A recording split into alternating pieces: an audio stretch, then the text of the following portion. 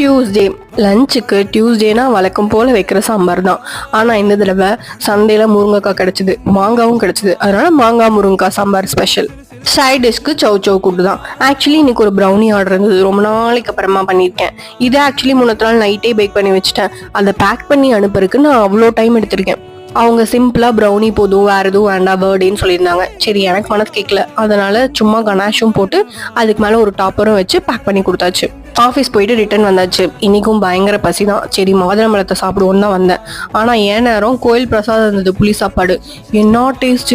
அது எப்படி இந்த வெரைட்டி ரைஸ் எல்லாம் கோயில்ல செஞ்சா மட்டும் அவ்வளோ டேஸ்டா இருக்குன்னு தெரிய மாட்டேங்குது. நல்லா மூக்கு முட்டை சாப்பிட்டு வேலையை பார்க்க ஆரம்பிச்சாச்சு. அதுக்கப்புறம் வேலையெல்லாம் முடிச்சுட்டு நைட் டின்னர் ப்ரிப்பேர் பண்ண ஸ்டார்ட் பண்ணிட்டேன். டின்னருக்கு கிச்சடி தான் பிளான் பண்ணியிருந்தோம். கேரட், பீன்ஸ், பச்சை பட்டாணி எல்லாம் தாராளமா போட்டு பக்காவா பண்ணியாச்சு.